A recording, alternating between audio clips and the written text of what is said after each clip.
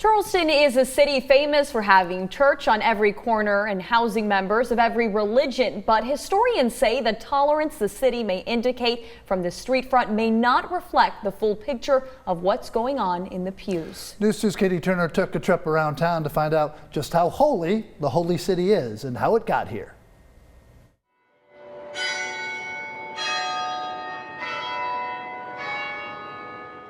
Even the holiest of cities can have sins in their past. I mean, Charleston's history is one of beauty, but also one of true discrimination and misunderstanding and disrespect. Perhaps the most influential force in Charleston's formation, religion.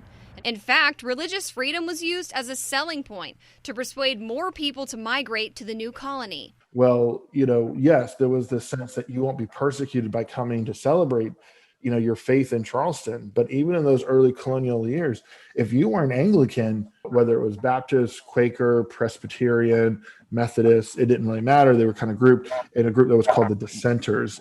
Experts say the Anglican Church had little to no respect for those who didn't conform to their religion, especially the indigenous population and the African slaves.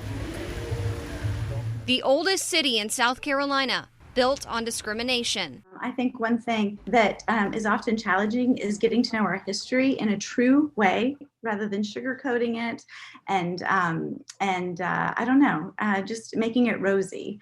From the outside looking in, with nearly 200 churches, temples, synagogues, and other religious dwellings in downtown Charleston, it may seem as if the city's identity is holy. Come visit the holy city. And because in reality, we were anything kind of but that.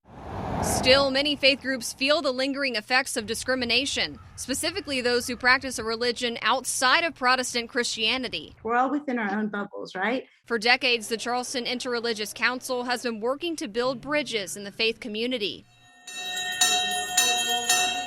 opening the floor to respectful conversation between all faiths. To look beyond the barriers, to look beyond that bubble that we happen to grow up in and see, goodness, there's a lot more out there to get to know and to create harmony. 351 years later, the city of Charleston has kept its charm, not only because of the history around every corner, but the people who call it home.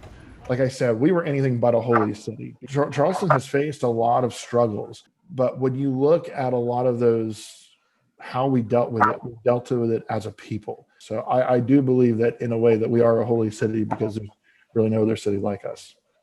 In Charleston, I'm Katie Turner. Count on 2.